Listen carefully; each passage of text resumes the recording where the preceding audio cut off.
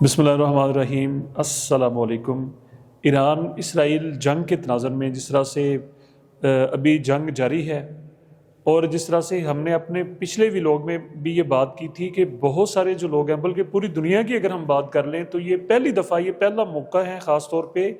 American history میں، امریکہ کی اگر جنگی تاریخ کی اگر ہم بات کر لیں تو یہ پہلا موقع ہے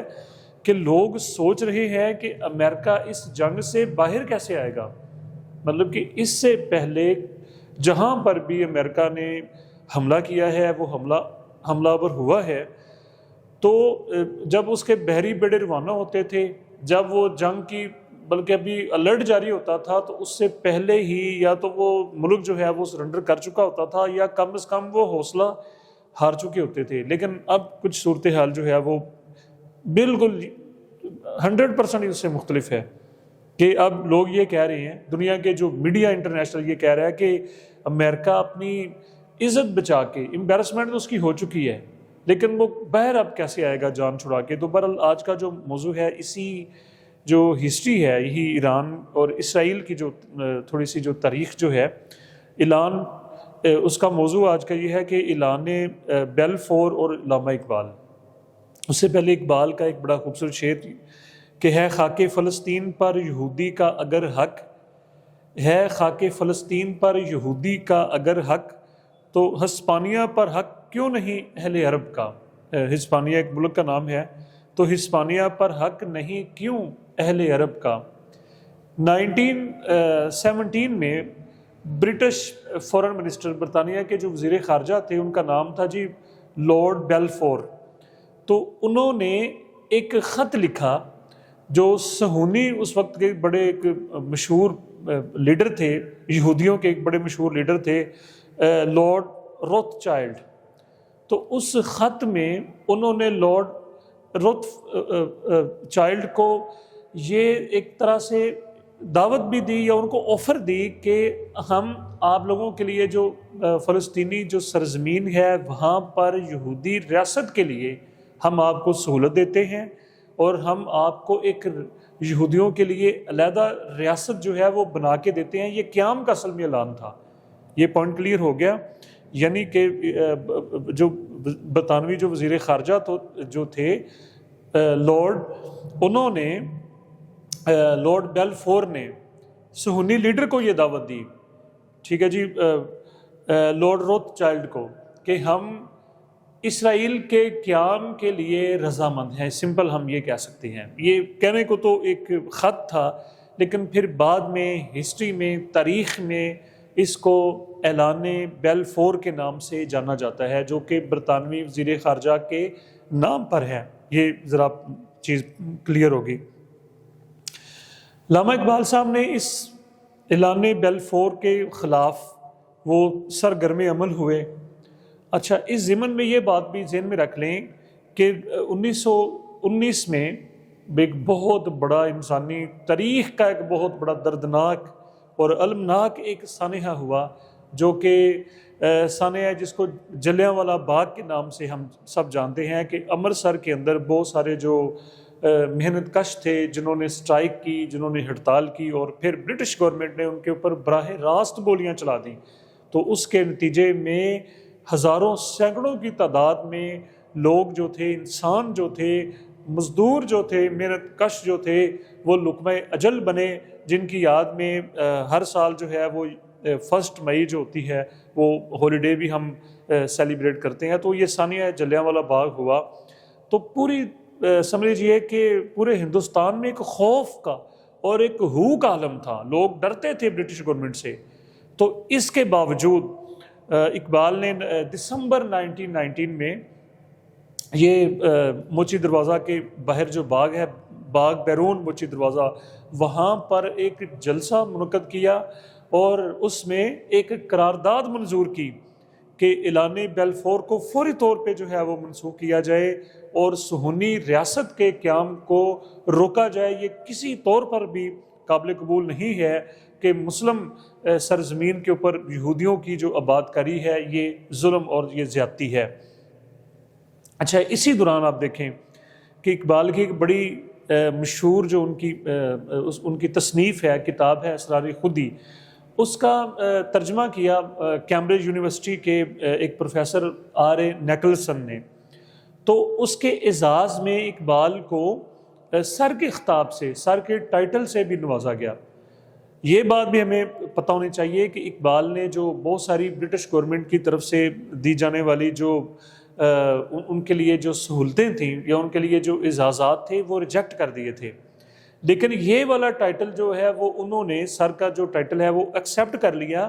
کہ انہوں نے یہ بتایا برٹش گورنمنٹ کو کہ میری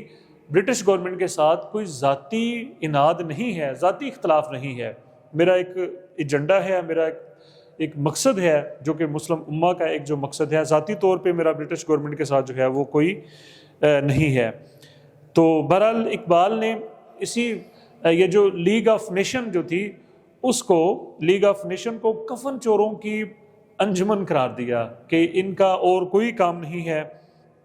اور پھر 1929 میں اسی باغ میں یعنی کہ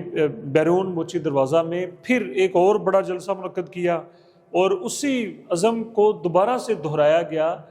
کہ صہیونی ریاست کا جو قیام ہے اعلان بیلفور کی روشنی میں، وہاں پر جو یہودیوں کو بسانے کی کوشش کی جا رہی ہے،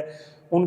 کی علیحدہ ایک اسٹیٹ بنانے کی کوشش کی جا رہی ہے، یہ مسلمانوں کے ساتھ زیادتی ہے اور مسلم دنیا کو یہ ریاست جو ہے وہ کسی طور پر بھی یہ قابل قبول نہیں ہے. پھر 1931 میں فلسطین کے جو مفتی اعظم تھے سید امین الحسینی، تو ان کی دعوت پر فلسطین میں ایک بہت بڑی کانفرنس ہوئی. تو اقبال نے اس کانفرنس میں خطاب کیا. سید امین حسینی جو تھے وہ اس کے آرگنائزر تھے، اس کے میزبان تھے. تو جب اقبال نے اس میں خطاب جب کیا تو آپ نے براہ راست جو عرب حکمران جو تھے ان کو تنقید کا نشانہ بنایا. یہ چھوٹی بات نہیں تھی کہ عرب حکمرانوں کو تنقید کا نشانہ بنانا، ان کی وہاں پر جا کے ان کے سامنے. تو وہاں پر ایک بہت بڑا مشہور ان کا شعر کہ قافلہ حجاز میں ایک حسین بھی نہیں، گرچہ ہے تابدار ابھی گیسوئے دجلہ و فرات. تو 1947 میں لیگ آف نیشن جو تھی اس کو اقوام متحدہ کا یونائٹڈ نیشن کا نام دے دیا گیا، اور اس کے ساتھ ہی اسرائیلی جو ریاست تھی، صہیونی ریاست جو تھی، اس کی تشکیل جو تھی وہ عمل میں آئی. یعنی کہ اقوام متحدہ کی روشنی میں، ان کے شیلٹر میں، یعنی کہ یہ جو اعلان بیلفور جو تھا اس کو عملی جامہ پہنا دیا گیا. یہ ذرا لیکن 1948 میں اس وقت علامہ اقبال تو دنیا میں موجود نہیں تھے، لیکن قائد اعظم نے بالکل صہیونی ریاست کو کنڈیم کیا اور اس کو تسلیم نہیں کیا، اور پاکستان کے سامنے کی یہ پالیسیوں میں یہ شامل ہے کہ ہم اس کو کبھی تسلیم نہیں کریں گے. اعلان بیلفور کو دیکھیں، اب مین جو چیز ہے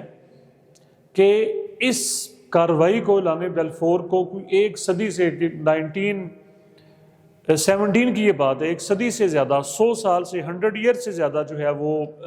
وقت گزر چکا ہے. لیکن اب یہ برٹش جو پارلیمنٹ ہے ان کے کوئی 45 ممبرز نے، رکنے جو پارلیمنٹ ہیں، انہوں نے 45 کے قریب یہ گنتی ہے،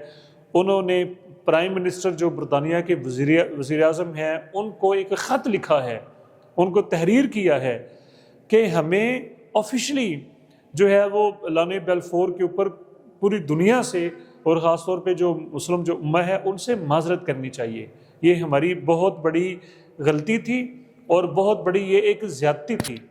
اور ہمیں یعنی کہ بڑی قومیں وہی ہوتی ہیں، بڑے لوگ وہی ہوتے ہیں جو اپنی غلطیوں کو سب سے پہلے قبول کر لیتے ہیں کہ چاہے وہ کتنا بھی عرصہ گزر چکا ہو.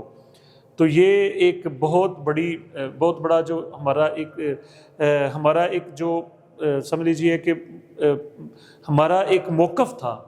جو اقبال کا موقف تھا، پھر قائد اعظم کا جو موقف تھا، اور جو پاکستان کے سامنے ہمارا جو نصب العین ہے، یہ اس کی ایک جیت ہے، مسلم امہ کی جیت ہے کہ اعلان بیلفور کے کوئی 100 سال سے اوپر عرصہ گزرنے کے بعد اب انہوں نے ایک معذرتی خط تحریر کیا ہے اپنے پرائم منسٹر کو. تو یہ بہت بڑی بات ہے۔ تو یہ اصل میں اسٹوڈنٹس کے سامنے اس جنگ کے خاص طور پہ تناظر میں ہسٹری رکھنے کا مقصد یہ ہے کہ ہمارا جو ویژن ہے، ہماری جو سوچ ہے اور ہمارا جو نالج ہے خاص طور پہ جس کا تعلق مسلم امہ کے ساتھ ہے، مسلم کنٹریز کے ساتھ ہے، جس کا تعلق فلسطین کے ساتھ ہے، وہ آپ لوگوں کے سامنے رکھنا، تاکہ جب ہمیں ہسٹری کا پتہ ہوگا تو پھر ہمارا جو نظریہ جو ہے وہ ہمیشہ مضبوط ہو جاتا ہے اور وہ پروان چڑھتا ہے۔ مجھے اپنی دعاؤں میں یاد رکھیے گا۔ بہت شکریہ۔